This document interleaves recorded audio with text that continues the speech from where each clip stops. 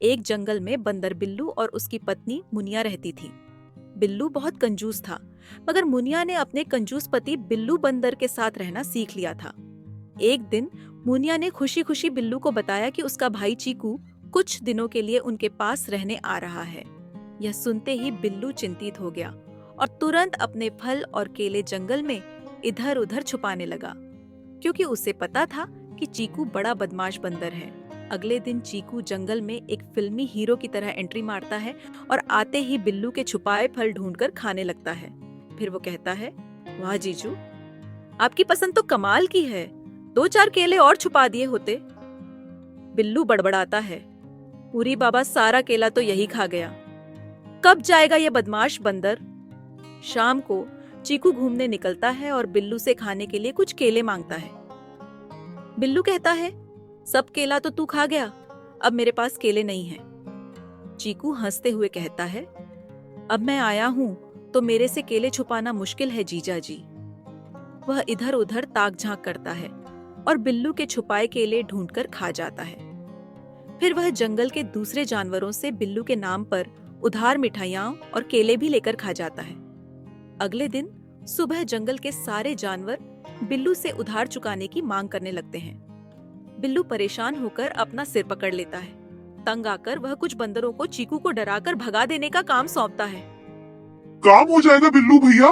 लेकिन चीकू बहुत चालाक था। वह बंदरों को खूब दौड़ाता है, उन्हें चकमा देकर पेड़ पर चढ़ जाता है। हार मानकर बंदर वापस चले जाते हैं और बिल्लू की योजना फेल हो जाती है।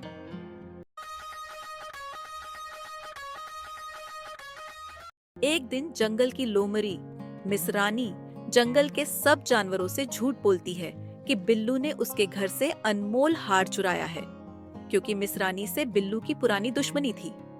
जंगल के जानवर इकट्ठा होते हैं और पंचायत बुलाई जाती है।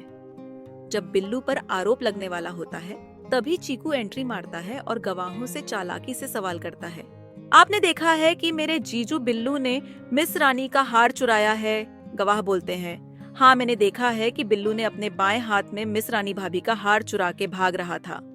तभी चालाक चीकू बोलता है कि जब बंदर भागता है तो अपने चारों पैर का उपयोग करता है। ये बात तो आपको पता ही होगा, तो आप कैसे बोल सकते हैं बिल्लू बंदर ने आपके मिसरानी का हार चुराया है?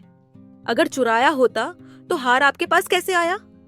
वो मुझे रोड पे पड़ा हुआ मिला था मेरा हार, लेकिन बंदर तो पैर पर चढ़कर भागते हैं, तो रोड पर आपको कैसे मिला?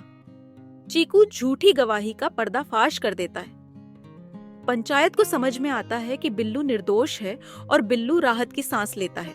पंचायत के बाद घर लौटते वक्त बिल्लू के सामने एक और सच आता है। बिल्लू की सास का फोन आता है, जिससे पता चलता है कि चीकू जंगल घूमने नहीं, बल्कि कुछ दिनों के लिए कॉलेज से सस्पेंड होकर आया था। बिल्लू बोलता है कि कोई बात नहीं सासू माँ, हम तो 1 महीने में 30 दिन सस्पेंड ही रहते थे। लेकिन बाद में बिल्लू ने चीकू को समझाया, आगे से स्कूल में कोई शरारत मत करना, अगली बार आओगे तो मैं तुम्हारे लिए बहुत सारी केले और मिठाइयाँ रखूंगा चीकू। तो इस प्रकार शरारती चीकू और बिल्लू बंदर की कहानी खत्म होती है।